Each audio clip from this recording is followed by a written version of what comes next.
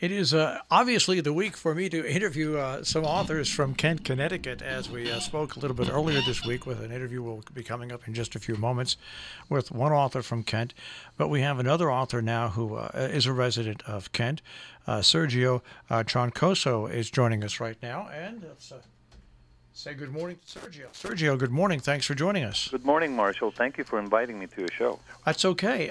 So, I did a little Googling on you and see that really I would consider 4 books a prolific writer. And I didn't realize, now, how long have you been a resident of Kent, Sergio? I've been in Kent for 14 years.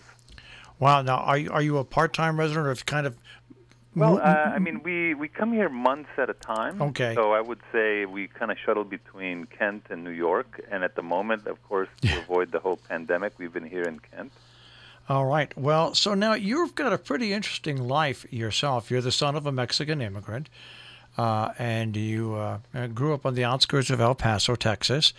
And the reason I bring those things up is before we get to your books about that, this must be a most interesting time for you as the son of an immigrant living in the United States to take a look around and see what's going on in our country. Well, it is, sometimes surprising the misconceptions people have, certainly of Mexican immigrants. Both my parents were from Mexico, and they came over in the 50s, and they settled in a place called Ysleta, which is on the eastern outskirts of El Paso, Texas. And they built their own adobe house. We had kerosene lamps and stoves. We didn't have electricity, and we had an outhouse in the backyard that we ourselves dug out. So it was this sort of focused on self-reliance, on working extremely hard. I would call my father our Mexican Stalin because he would work us until we dropped every single day, Saturdays and Sundays after school. And that kind of work ethic is, I think, what's typical of a lot of immigrant parents and immigrant children. They really will focus on doing it themselves, and those are the kind of values that I learned in El Paso and in rural Texas, and we were probably a quarter mile from the border, and my mother still lives in the same adobe house we built, and now it's a suburb, so it's changed over time, and the streets were paved, and instead of being dirt streets, and it was annexed by the city. But I find a lot of commonalities. I'm basically a rural Texas kid, and living in Kent, chopping wood, working on my land. I do a lot of housework. For example, when we moved into our house in Kent, I finished the drywall in, I think, 4 of my closets because I had been taught that by my father, how to do drywall. Although I'm a writer, I actually like working with my hands. So that all of these things that I was taught by my parents to do for myself and work for myself have paid off in many ways. And I think that's sort of a common immigrant story that too often I think gets lost by the rhetoric that you find in terms of sometimes people being hateful against immigrants or really not understanding who they are, and that they're very proud to be here, proud to be in the United States, and in many ways exemplify very old New England values. All right, we're speaking with Sergio Troncoso. I have to ask this of you, Sergio. From your humble beginnings, I think most of us have humble beginnings in life, unless we're extremely, extremely lucky. But from your beginnings of life and growing up like you grew up to become a visiting professor at Yale, a novelist, an essayist, I mean, when did these visions first pop into your head during your obviously your maturing period? Right. Well, I was always interested in writing as a kid, and I was writing for the high school newspaper. I became editor of the Ysleta high school newspaper at Ysleta High, and my grandfather in Mexico was a very well-known journalist, Santiago Troncoso. He has a boulevard named after him in Juarez, and so if there's such a thing as a writing gene, it may have come from him.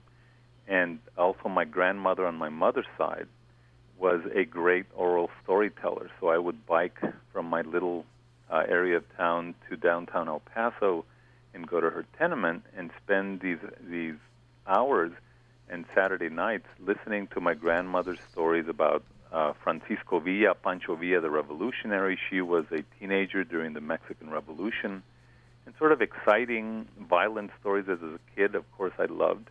So that sort of oral storytelling aspect I certainly got from my grandmother. And I started writing, in college and really started taking off in graduate school at Yale. I went to Harvard, and then I went to Yale as a graduate student. And that in itself was a huge leap. For me, arriving in Harvard Square, I arrived in Harvard Square with Led Zeppelin T-shirts and bell-bottom jeans, and did not know that it snowed in New England. And so I had to buy a used coat at Keezer's at Harvard Square simply to stay warm, because when it started snowing, I didn't have a coat. So it was sort of one thing after another, simply acclimating to a different place from the border. And then I loved New England. I loved certainly the old New England. And when we had a chance to get a house in Kent, I was thrilled to do it. And so I feel very comfortable here. I like the rural nature of it. All right, let's talk about your latest book. Let's delve into that. What led to the writing of that? So it's the latest book that just came out. It's my I think it's my 5th book. It's A Peculiar Kind of Immigrant Son, and it's a collection of 13 stories, and it's all about immigrants beyond the border. The second story, for example, takes place in Kent, Connecticut, and it's about this guy who moves from the border to Kent, and, very similar to my story, but it's not autobiographical. And he has an encounter with somebody who does not like immigrants here in Kent. And so the 13 stories are all trying to show immigrants succeeding and failing deep inside America, whether it's in the Midwest, in Kansas City, or in Kent, or in New York. And it's also, I'm heavily influenced by Nietzsche. One of my graduate degrees at Yale is in philosophy, and so I'm into perspectivism. And so in these 13 stories, you see characters that appear in one story from one angle and then reappear from another angle in another story. And so the reader is asked to think about herself, what kind of perspective and prejudices she's bringing in to bringing these characters to life, and what's the right character. And it's sort of an old issue with perspectivism, that we are very different selves. Just like me, I am a kid from the border, but now I am somebody who teaches at Yale, and I'm also, one of my selves is a guy who loves to work on my house and chop wood in Kent. And so all of these things create my identity. And so this kind of playing with perspective is one of the things I'm doing in A Peculiar Kind of Immigrant Son.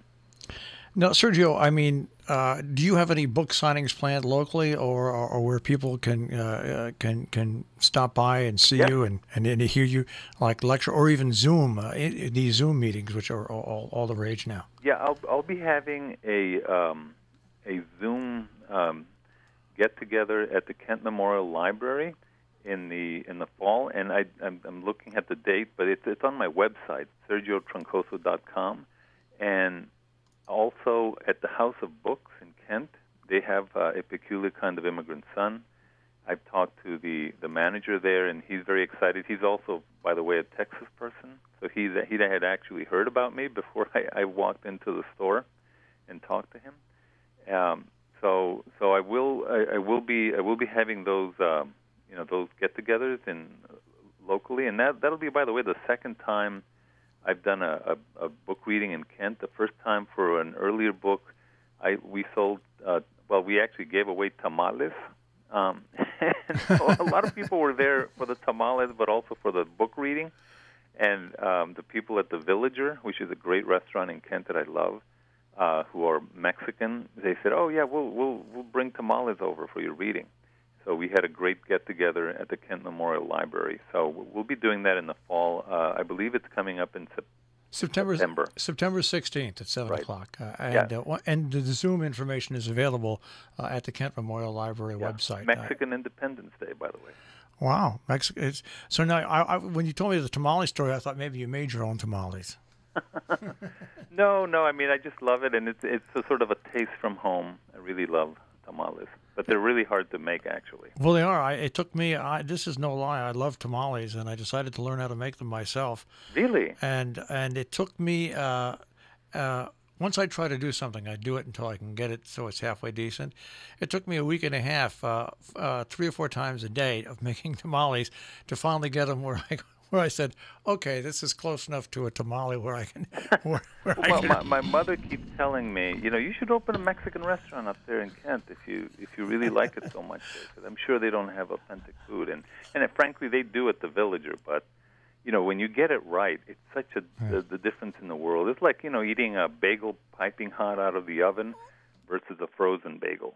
Yes, there's a big difference. Well, once again, Sergio, your book signing is coming up in September in Kent. But once again, the website that people can go to find out more about you. Yeah, just my name, SergioTroncoso.com, and that's SERGIO, T as in Tom, RONCOSO.com. And all my readings and books are coming out. And I'm coming out with a new novel next year, as well as an anthology in which I'm the main editor of it. Well, stay in touch with us, because it sounds like you have plenty of interesting stories, not only to write about, but also probably talk about as well. Yeah, and by the way, the novel coming up, half of the novel happens in Kent. All right.